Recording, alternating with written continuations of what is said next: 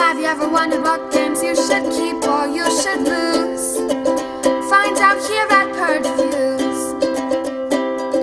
Have you ever wondered what games you should sell or you should use? Find out here at Purge Reviews. Find out on our top 10 list what games you cannot miss. Don't forget to subscribe to Purge Reviews.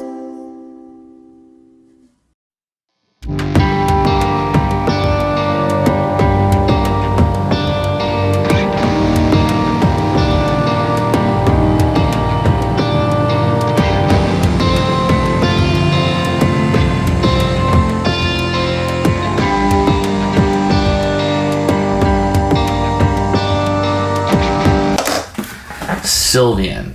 Sylvion is one of my favorite games. I love this game. There's a 2-player role. Throw it out the window. This is a solo game. It's about this forest that's going to be burning down, and the fire's coming, and you got to use these fountains to put them out. There's some animals that help you. It's all kind of weird. The art is weird, but it's such a fun solo game. This game should be sold everywhere. People should forget how to play solitaire, and this is the game. This is up there with Friday with me. I probably like this better than Friday. It is such a fun game. I enjoy it so much. I like the decisions of having to get rid of the cards. You have to discard cards to play cards that put out the fire. So you're always making these hard decisions about what I want. And cards that are important now may be more important down the road. And there's plenty of expansions in the box. There's plenty of cards. The flames that come out, they do different things. The cards in your hand do different things. You have expansions to break it up and make it just variety, but also harder and easier depending on which route you go. I highly, highly recommend this. My favorite in the series. I like it better on Onryon, whatever it is. This is my favorite game in the series, one of my favorite solo games. If you're into being a solo gamer at all, this is the game that you need to pick up and add to your collection. Keeper for me, 100% home run.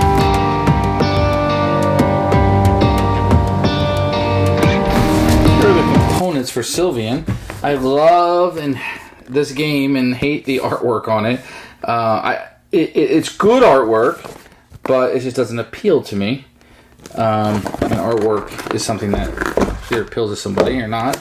I find seeing like antlers, like a tree ground, I don't get it. The rules are actually pretty good. You only need the first couple pages to learn the game. I do like how they explain each card in the game, and it's broken down by the expansion. So here's expansion 1, all the cards you use in that. I like it a lot. So I'm very happy with this rule book. This is a neat little touch that they did to this box. It's actually annoying after a while, but it's really cool how the fire comes out and it opens up in here. The box is a tad bit bigger than it needs to be, but it's small enough, it's fine. This little piece is neat. It's used a little bit in the game, especially with the expansions. And then you're going to get a number of cards here. It is really nice that you can stick your fingers down there and get it out really easy. So the insert is really good. You're going to get some fire cards. And this is kind of the artwork that's on it. You're either going to like it or you're not. These are some of the action cards that work with the fire. And I really like this game. The cards are really nice. They shuffle really well. You can have a number of... these are kind of the forest, and when the forest burns down, they make up the board, if you will. And then you have the action cards that are in it. And just the artwork is just really bizarre to me. Sometimes it's really weird to see what's going on with it.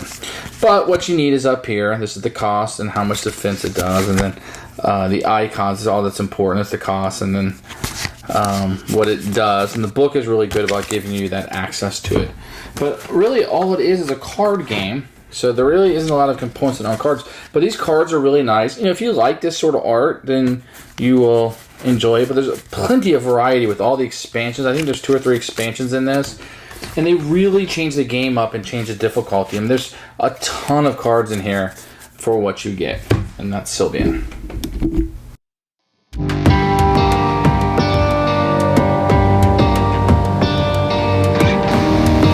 The rules for the game are pretty straightforward. There are some expansions in there. I refer a lot to, okay, this is what this card does. Especially if I haven't played in a while. I need to refresh my memory about what the cards do, especially the action cards. So I'll leave that page up. I'm using certain ones. I wish there was like a master list. I guess you can maybe print one of those off the internet or make one. It wouldn't be that difficult. But it's just a couple pages you turn in the book and you page back and all the cards are right there at the back of the book. So it's a very easy reference. Like it a lot. I like how it's broken up with the expansions. You can easily do that, and the advanced game. So wonderful, fantastic. I would say start with the basic, go to the advanced if you want to do the advanced, and then add the expansions in one at a time. Don't try to do it all at once, and definitely start with the basic. Beat the basic before you move into the advanced. If you don't know the cards, because advanced is really this drafting system to get cards. If you don't know the cards, the advanced is going to be lost on you. So don't start there. Don't think I'm a gamer, I need to start there. You don't. You need to know this game before you start there. So start with the basic game.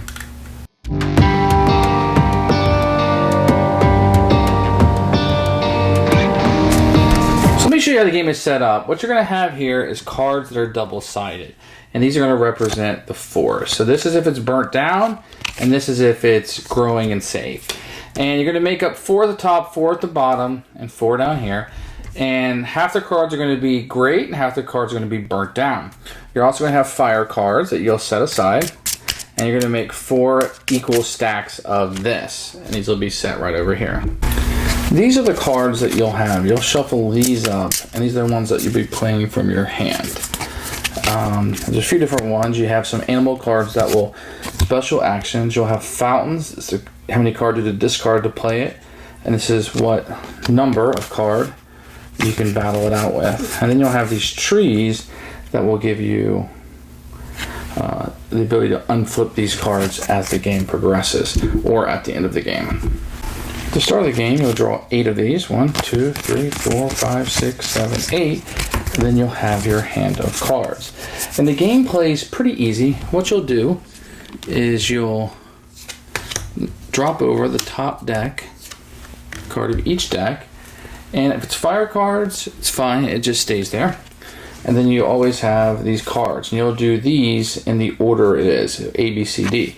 This one just means, and it comes out of the game, that you move every fire card 1 space. Easy. And then, after you've done those cards and taken care of that, you move each card 1 space. And each column ends up being a space. And that's all you do for right there. Then I can play cards. So this one would allow me to move a card in any direction. This allows me to get rid of one of the cards. So let's say I want to use this card. I want to get rid of one of this fire on the board, which is smart. I have to discard one card because there's a 1 up there. I'm going to discard this card, get rid of it out of my hand, and I will play this, and I'm going to get rid of this 3. So this 3 is out of the game. And I could stop there and do other things, but I might play this fountain card because it has a protection of 4. I got to discard 3 cards. I'm not going to put a lot of thought into this. I'm going to get rid of these 3 cards. I discard them, and I play this card here. And this fountain has the ability to destroy anything 3 or less, or 4 if it matches. But I'll show you that in a second. And I'm just going to hold off right there. Okay, so let's just go through another turn to show you what happens. So you drop over the top ones of these, and this is going to give us a battle, which is what I kind of want to show you. Okay, so no action cards, so nothing will happen, and then you move everything forward. Now, these 2, because this fountain is here, it will go into, because this number is lower, 2 is lower than 4, the fountain will put the fire out, and it would be discarded. If there was a fountain there, let's say a 3 was coming, and it hits a fountain of 2, then it would burn down the fountain. And I would have to discard this fountain, and this thing would stay on the board. Now, if they were equal, they both would be discarded. And that's kind of how that works. So you're playing these cards, trying to get rid of those fire cards, and they will come out until these decks are empty. If these 4 decks are empty, and these are the last cards, they will just keep moving until they either hit a fountain or something and be able to be dismissed, or they come down here and burn. If they ever come down here, you start flipping these over. Now, there is an advanced game, they call it mobilization, where you're able to summon these cards, and you reveal the first 4 cards. Let me get these out of the way. 1, 2, 3, 4. And this is kind of more of a setup thing. And then you will put more cards out, and you'll be able to kind of draft the cards that you'll be using in the deck. So a little bit different, a little bit more advanced. I don't recommend going into that until you actually know how to play. The easiest way, I think, for me to show you some of the advanced game is to show you some cards. There's some additional cards that will come in. This is a fire card that will discard a random card from your hand or choose 2 cards from your hand and discard them. And then remove a random card from your discard pod from the game or choose 2 cards. And then you also, so those are the 2 a little bit harder cards that come out to make the game more difficult. And then you also have some advanced animals like the stag card. You can flip up 2 edge cards to their bloom side. Discard the top card from each Ravage deck. That one's really good. Roll the top two cards of each Ravage stack. Return to the original stack in the order of your choice, so you can plan out a little bit better. And this gives you 3 points to play for other cards. That can be very, very important. Now, there are some expansions in here that are built in. And these are just going to give you more and more cards. And then you have the Betrayal that will come into it. And this is what the Betrayal card kind of looks like. And if you get one of those, you can either discard the Betrayal or you can discard a card from the game and remove the Betrayal card. So that Betrayal card will keep coming up in the deck unless you get rid of one of your cards in your hand for the rest of the game. And here's just some different ones that come out. And so you have about 2 pages full of new cards that will come out. I'm going to show you a couple of those. So you can skip the reveal of rabbits. I guess you get a little bit more set up. If you have 16 cards in your hand, you immediately win the game. So there's a little bit more going on in that expansion. The second one is the elements. This is where you're always going to get more cards that are going to come out. And this is going to complicate the game quite a bit. That you'll be adding these cards to the game. So the last one is the appendix, the Ravage. And that's where this little guy will come in. So the other 2 expansions are just adding cards that do a little bit different things. I would recommend playing the game, adding an expansion 1, adding an expansion 2, seeing what you like. After you've played the basic game and the advanced game, get expansion 1 and 2 in there, and you'll be fine, especially if you're using the advanced rolls where you're kind of drafting what come in. This little guy you will see on top of some of the cards, and if that happens, he will move onto a fountain card of a higher or equal strength, destroy that fountain card, and then remove the Ravage pawn from the card. So he's going to go through and he's going to kind of get rid of a lot of fountain cards. So he's going to make the difficulty a lot harder. I think he's more of an acquired taste. The game could be considered harder or easy, or not easier, but a little more luck, I guess. You know, if that card happens to come up. I use him from time to time, but sometimes I don't want him in the game. It does make it a little bit more difficult, maybe a little more luck-based. So that's going to be up to you. But he'll come up on some of these cards, and when he does, he'll start shooting out. You see it right there? He'll start shooting out those fountains. So, but the main point of the game is, regardless of the expansion on the actual cards, is these cards will be moving down towards these trees that you don't want to burn down. You want to keep them in bloom, and you're going to use the cards from your hand to beat those. And you have some action cards, but the majority are going to be these fountains that will put it out. And the decisions that you have is, well, I got to discard 2 cards to play this, but 1 card to play this. And what do I want to use these cards? Do I want to use this card? I want to get them out. And these tree cards will actually put these back in bloom. So they're pretty powerful, but you want to protect them because they can be rather expensive. So that's the main part of the game. Hopefully I've done a good job of explaining it. Hopefully you have a general idea of how it works.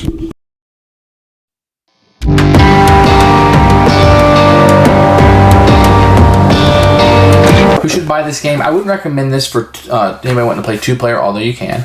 I think this is more of a solo game. There is a 2-player rule in there that you can use, but like I said, this is a solo game for me. So anybody looking for a solo game that gives them an experience of making difficult decisions, there's some luck about what cards come up, but really it's a really fun game. Give this one a shot. It's Sylvion. It's a keeper. If you don't like solo games, make this the one you try out. Make this the one that you seek out and play and see, hey, I can play this while I'm watching a game or a show or something. This could be a really big hit for you. Sylvion, keeper.